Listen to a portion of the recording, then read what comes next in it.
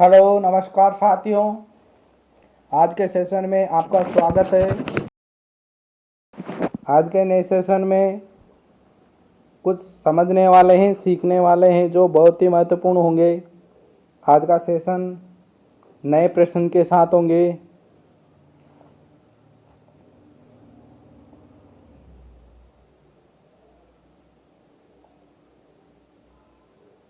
Session शुरू करने से पहले आपकी एनर्जी बढ़ा देते हैं एक छोटी सी मोटिवेशनल के रूप में।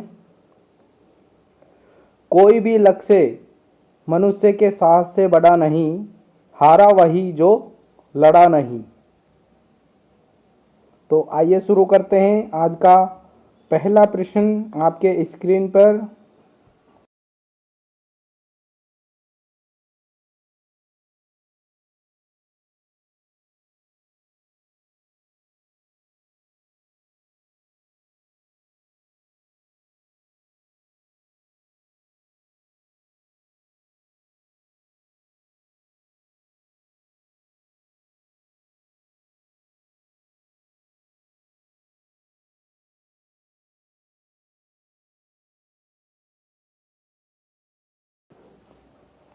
Important health teaching regarding feeding practices for a child who is suffering from cleft lip and palate includes options A, make the patient lie down and provide feedback. B है he should be held in a horizontal position and fed slowly to avoid aspiration. C है try soft nipple with enlarged opening so he can get the milk through chewing motion. और D है brief rest period and frequent burping during feeding to get rid of swallowed air. ध्यान से पढ़िए answer question को और answer दीजिए।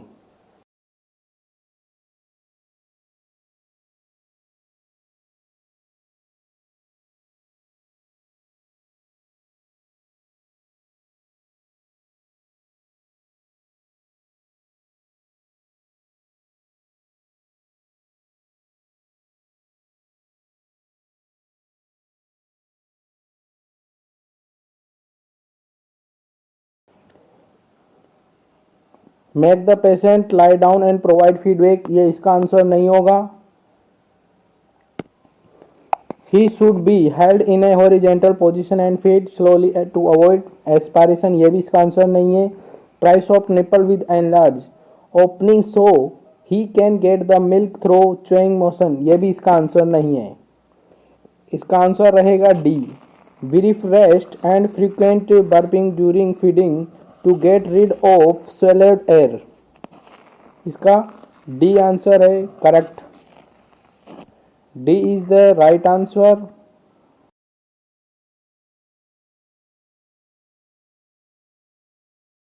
अगला प्रश्न आपके स्क्रीन पर।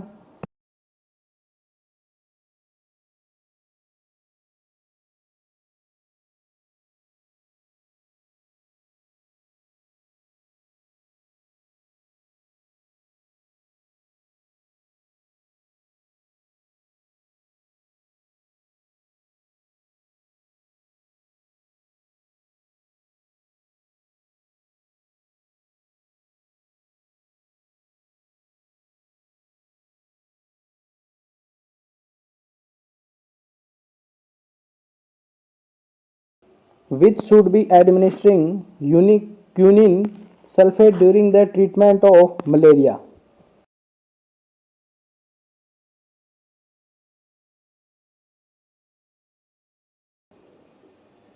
मलेरिया की ट्रीटमेंट में जब एडमिनिस्टर करते हैं क्या क्यूनिन सल्फेट, तो उसके साथ क्या देंगे? ऑप्शन ए हाइड्रोकोर्टिसोन, बी है मल्टीविटामिन, सी है ग्लूकोज और डी है calcium gluconate.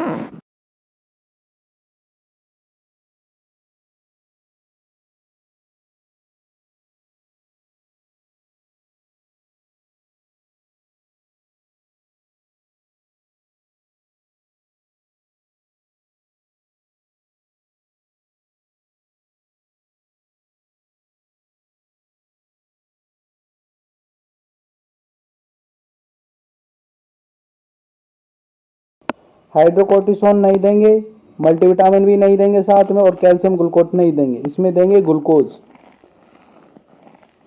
C is the right answer. हमेशा मलेरिया की ट्रीटमेंट में जो क्यूनिन सल्फेट दी जाएगी उसके साथ ग्लूकोज देना है।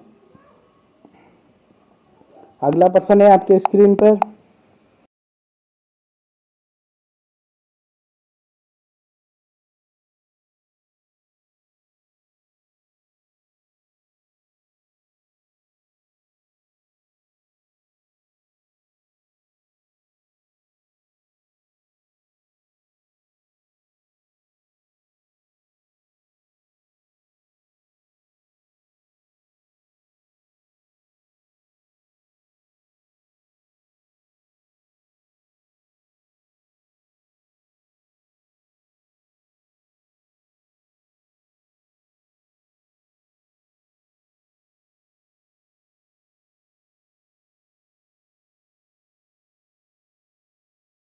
Two articles to be sterilized by autoclave are kept in.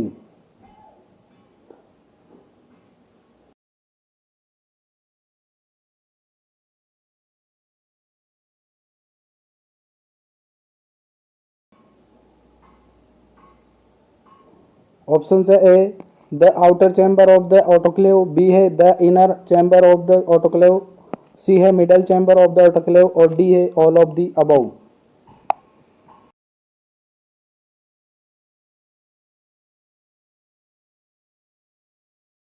कौन सा आर्टिकल है जो ऑटोक्लेव के स्टेलाइजेशन के अंदर आता है?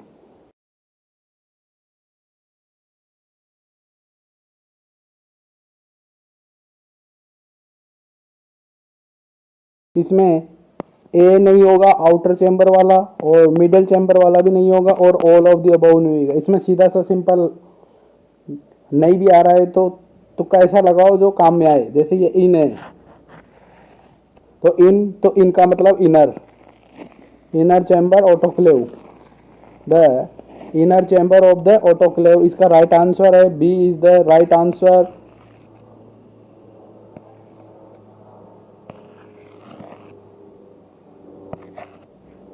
B is the right answer. अगला प्रश्न है आपके स्क्रीन पर।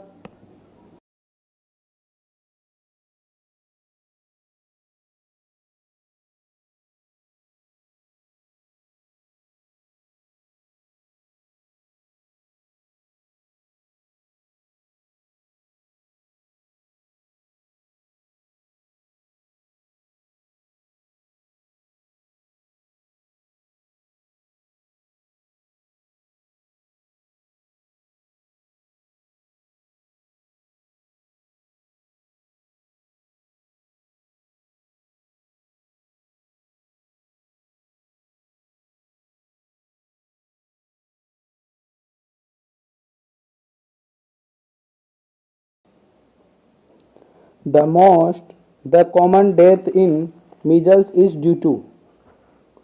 The most common death measles is due to. Measles में most common death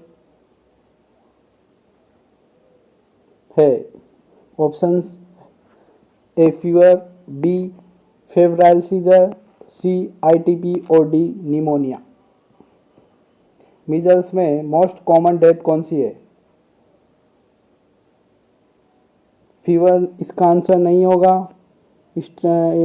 febrile seizure भी नहीं होगा, और निमोनिया भी नहीं होगा, यानी कि ये तीनों इसके रॉन्ग आंसर है। D is the right answer. D is the right answer. अगला प्रश्न आपके स्क्रीन पर।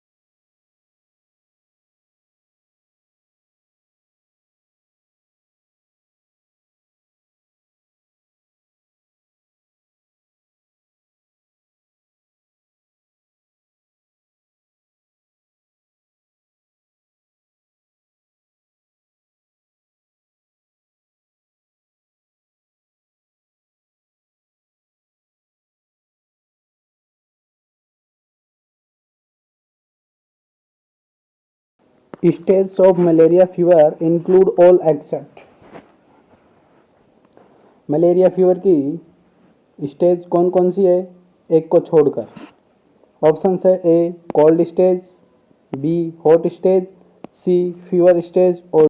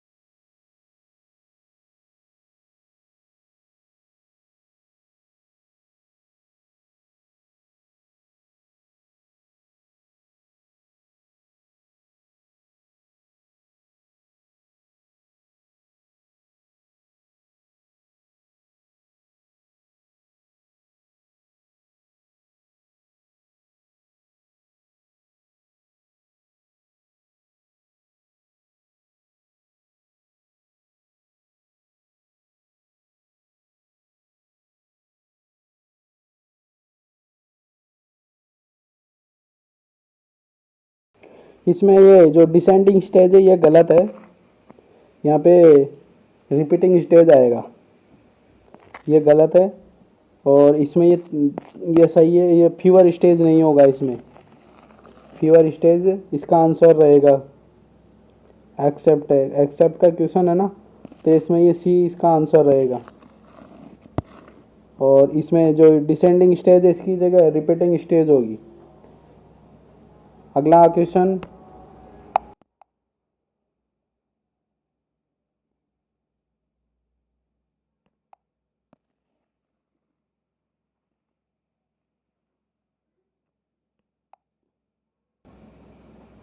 The main purpose of the cardiac bed is. Cardiac bed का मेन पर्पज क्या रहता है? ऑप्शन है A to increase appetite, B to relieve dyspnoea, C to keep the patient warm और D to increase circulation.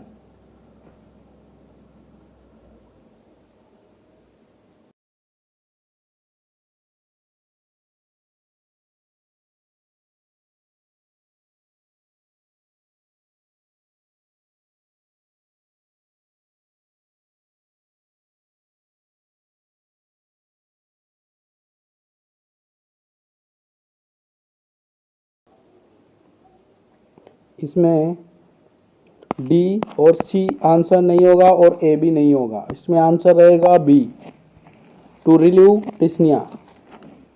B is the right answer.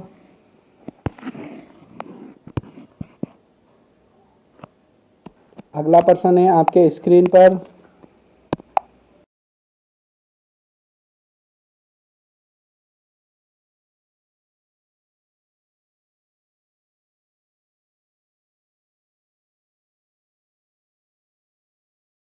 The nurse Chinnu working, the nurse Chinnu working in emergency department received an toddler come with his mother with complaint of severe earache.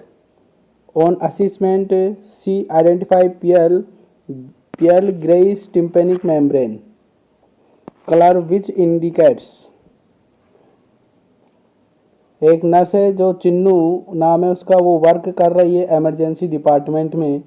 वहाँ पे एक toddler patient receive हुआ और mother उसकी माँ की complain है कि उसे बहुत तेज़ ईयर एक यानी कि कान में दर्द हो रहा है। तो उसको क्या आइडेंटिफाई करेगी? उसमें पियल ग्रेइश टिम्पेनिक मेम्ब्रेन कलर दिखाई दे रहा है। ऑप्शन है A streptococcal infection, B a RSV infection, C a normal finding और डी है ब्लीडिंग।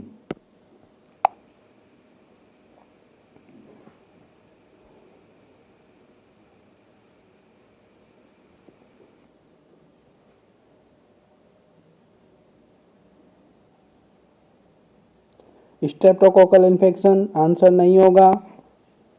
आरएसवी इन्फेक्शन ये भी नहीं होगा और ब्लीडिंग ये भी नहीं होगा। इसमें नॉर्मल फाइंडिंग दिखाई देगी। Normal finding C is the right answer.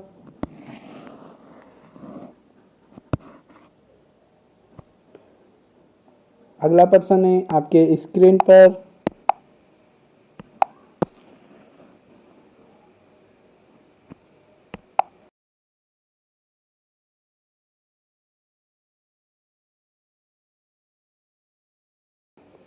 Which hepatitis virus is associated with highest mortality in pregnancy? Pregnancy के अंदर हाईएस्ट मोर्टालिटी हेपेटाइटिस वायरस कौन सा होता है जो अफेक्ट करता है प्रेगनेंसी में? ऑप्शन है A hepatitis A, B hepatitis B, C hepatitis C और D hepatitis E.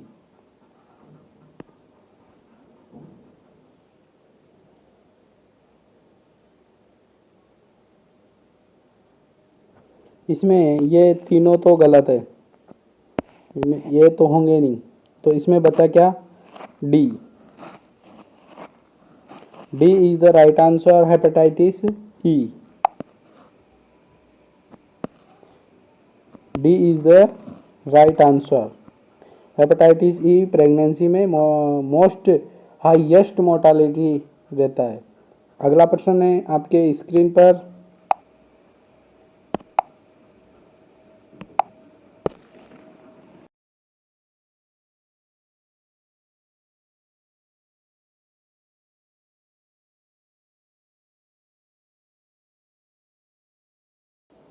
N amputation bed is also known as, amputation bed किसे कहते हैं?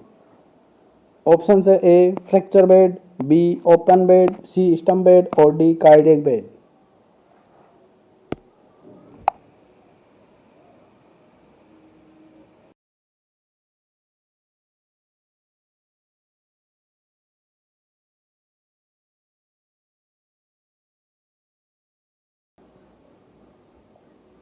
चलो आंसर देने से पहले एक तरोताज़ा किया जाए कहानी के जरिए, स्टोरी के जरिए। रख हौसला वो मंजर भी आएगा, रख हौसला वो मंजर भी आएगा, प्यासे के पास चलकर समंदर भी आएगा, यूं थक कर ना बैठ ए मंजिल के मुसाफिर, मंजिल भी मिलेगी और मिलने का मजा भी आएगा। तो फटाफट आंसर बता दीजिए।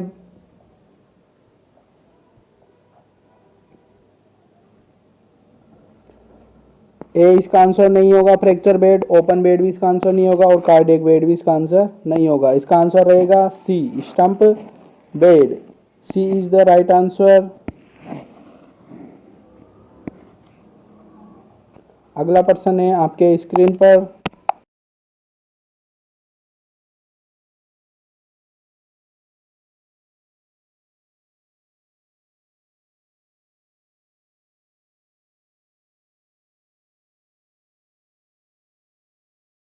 Tried of coeliac disease exclude, coeliac disease का एक्सक्लूड है।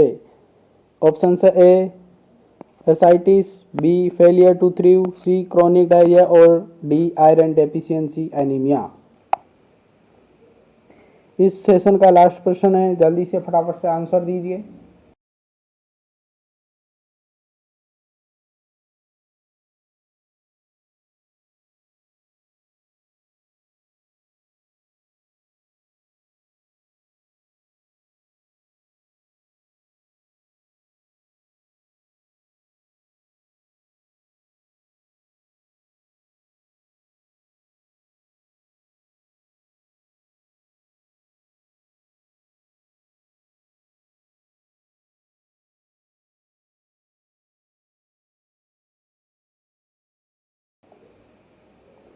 इसमें ये तीनों गलत है।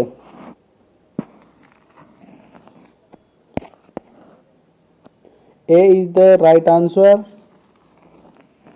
असाइटिस इसका आंसर रहेगा। A is the right answer. आज का सेशन कैसा लगा कमेंट में बता दीजिएगा। अच्छा लगा हो तो चैनल को सब्सक्राइब करें, वीडियो को लाइक करें और अपने दोस्तों के साथ शेयर अवश्य करें। शेयर करने से हमें बहुत खुशी होगी कि आप शेयर कर रहे हो।